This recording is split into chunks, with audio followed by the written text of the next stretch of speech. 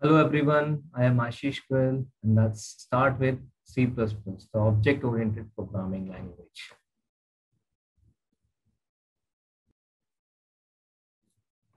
C++ was developed by the Vezene Strauss group at Bell Labs in early 1980s. The Bell Labs is nothing but the AT&T Bell Labs, right? जिसमें पहले हम बात कर चुके हैं सी में भी जो सी के डेनिस रिची थे वो भी बेल लैब्स के लिए काम करते थे बट बेल लैब्स ने सी को एक्सेप्ट नहीं किया था right as the name implies C plus plus is the successor of C ठीक है जैसे सी प्लस प्लस तो प्लस प्लस जैसे हमने पहले भी पढ़ा है तो plus plus is an operator which add one to the corresponding variable. So it is like that only that C++. So one step beyond, right? One step ahead, you can say. Initially, C++ was known as C with classes because this was then renamed in C++ as C++ in 1983.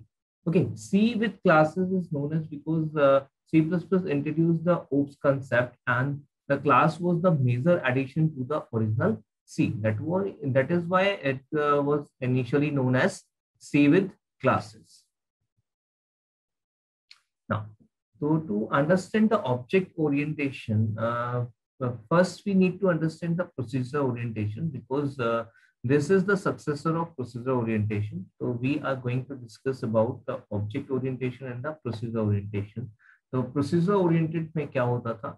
Object oriented programming is the successor of procedure oriented programming. In POP, program was viewed as a sequence of things, procedures to be done, such as reading input, calculating process, and displaying results, etc. Right? In POP, emphasis is on doing the things, means the procedures. कैसे चीजों को करना है इस पे ज्यादा emphasize किया जाता था. In POP, large programs divided into smaller segments known as functions. In POP, data can freely and openly move around the system. And the top-down approach follows in the programming using means when we are working with POP, then we are using the top-down approach for the programming. In the top-down, POP, an entity, the core of the program is divided into two different programming elements. Functions represents the behavior of an entity and the structure represents the attributes and characteristics of an entity. Now, object orientation. As we discussed that object-oriented programming, OOP, is the successor of procedural-oriented programming. OOP was invented to remove the flaws or defects or enhance the capabilities of the programming languages. In OOPs, emphasizes on data instead of the procedures. तो जो पहले अभी हमने देखा कि pop में हम procedures पे emphasize करते थे, हमारा फोकस प्रोसीजर्स यानी कि कैसे करना है पर रहता था. अभी फोकस है किस पर करना है, the data. Okay. In OOPs, programs are now divided into entities known as objects. In OOPs, data can be protected, hidden, and can't be accessible from external elements. As said, like here we can use we can say we need to use the bottom-up approach for programming. And object-oriented programming have following basic concept principles of characteristics say class and objects are the two basic characteristics of the OOPS concept. So whenever we are saying object, so yes, object is nothing but a discrete entity with well-defined set of attributes and behavior. Or in simple words, we can say what an object, any person, place, thing, or a process with well-defined set of attributes and behaviors is known as an object. Okay. And what is class? Objects with the common attributes, behaviors are gathered together is known as class. Encapsulation, putting all the elements like attributes and the behaviors together like a capsule is known as encapsulation, the process of doing so. Abstraction, representing the essential features of an object without knowing its background and details is known as abstraction. inheritance.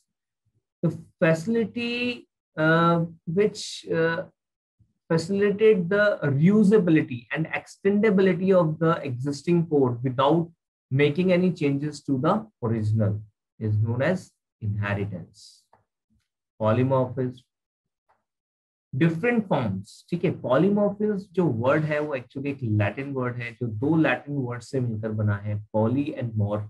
जिसका मतलब होता है poly माने many and morph माने forms. तो किसी एक entity, किसी एक एलिमेंट की बहुत सारी फॉर्म्स, एक ही एलिमेंट की बहुत सारी forms, means name remain same and the entity और you can say utility will be different. The different forms, behavior or functionality with the same name. So that is why we are saying is polymorphism. जैसे बहुत सारे functions हमने बनाए, अभी तक हम सी पढ़ रहे थे, उसी में हमने देखा कि कोई भी वेरिएबल अगर आप डिक्लेयर करते हो तो दैट शुड बी यूनिक, तो दूसरा वेरिएबल डिक्लेयर नहीं कर सकते. कोई मेथड अगर हम बना रहे हैं तो दूसरा मेथड हम नहीं बना सकते. बट अभी हम यहाँ पे देखेंगे क्योंकि पॉलीमॉर्फिज्म अवेलेबल है, पॉलीमॉर्फिज्म हम अलाउ करते हैं, पॉलीमॉर्फिज्म अवेलेबल है, इसलिए हम एक साथ बहुत सारे मेथड एक ही नाम से बना सकते हैं, एक साथ बहुत सारे कंस्ट्रक्टर्स हम यहाँ पे रख सकते हैं, और फंक्शन ओवरलोडिंग, इन कंस्ट्रक्टर ओवरलोडिंग के साथ साथ हम ऑपरेटर ओवरलोडिंग भी यहाँ पर C++ में कर सकते हैं. तो ये अभी हम देखेंगे पॉलीमॉर्फिज्म किस तरीके से काम करेगा, जहाँ पर जो नाम है वो सेम रहेगा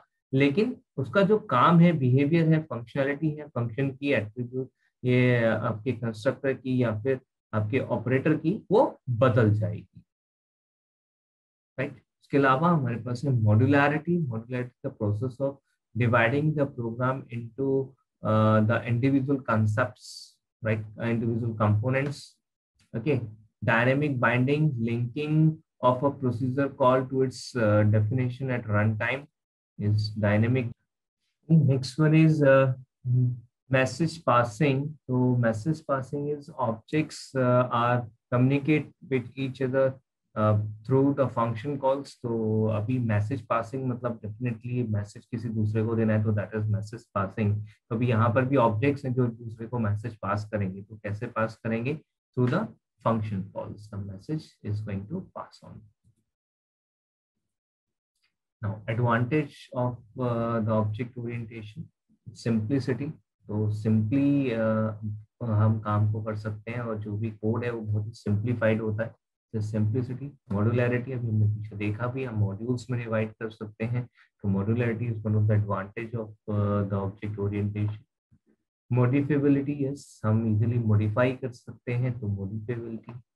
एक्सटेंसिबिलिटी, यस, हम कभी भी चीज़ों को एक्सटेंड कर सकते हैं, अपने सॉफ्टवेयर को, अपने प्रोसेस को, अपने पूरे प्रोग्राम को हम कभी भी एक्सटेंड कर सकते हैं, उसकी फंक्शनैलिटी को एक्सटेंड कर सकते हैं. तो यस, एक्सटेंसिबिलिटी हमें प्रोवाइड करता है object oriented programming. Maintainability, yes, we can easily maintain the object oriented program. तो it's a very good thing कि हम इजीली मैनेज कर सकते हैं, मेंटेन कर सकते हैं चीज़ों को. मेंटेनेबिलिटी बहुत इंपॉर्टेंट रोल प्ले करती है क्योंकि इंडस्ट्री में जितने प्रोजेक्ट्स नए आते हैं वो तो है ही है, लेकिन पुराने प्रोजेक्ट्स भी अपग्रेड बहुत होते हैं और उनको कंटिन्यूसली मेंटेन भी करना होता है.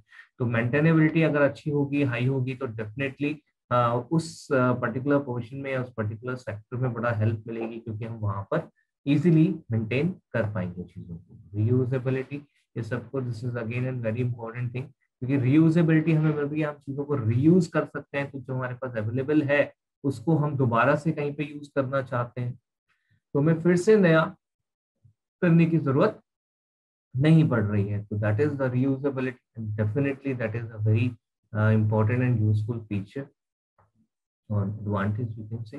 Now application of object orientation is of course, अगर हम बात करें दुनिया की तो कुछ भी जो हम देख रहे हैं वो सब एक ऑब्जेक्ट है. कुछ भी जो हम महसूस कर रहे हैं, कुछ भी जो हम काम कर रहे हैं, कुछ भी कोई पर्सन, प्लेस, थिंग और प्रोसेस, कुछ भी एनीथिंग, तो वो सब एक ऑब्जेक्ट है. तो ये ऑब्जेक्ट ओरिएंटेशन, सब कुछ ऑब्जेक्ट ओरिएंटेशन में ही है.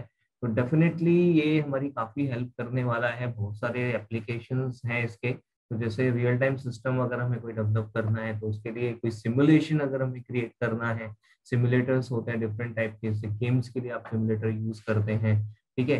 जैसे आपने देखा होगा मॉल्स वगैरह में आप जाते हैं या बड़े गेमिंग पार्लर्स में आप जाते हैं तो वहां पर आपको कार, बाइक्स वगैरह आप बैठ जाते हो बाइक पे, मतलब लाइक एक स्ट्रक्चर होता है जो कि बाइक जैसी फील आपको देता है, और आप जब गेम में स्टार्ट करते हो गेम को, तो आप गेम में इन्वॉल्व हो जाते हो। इवन जो आपका जो बाइक लाइक स्ट्रक्चर है वो भी मतलब आपके जैसे सामने आ रहा है, जैसे आप टर्न ले रहे हो तो वो भी थोड़ा सा टिल्ट करेगा, झुकेगा, वो सारी चीजें आपको मिलती है। तो that is a simulation basically.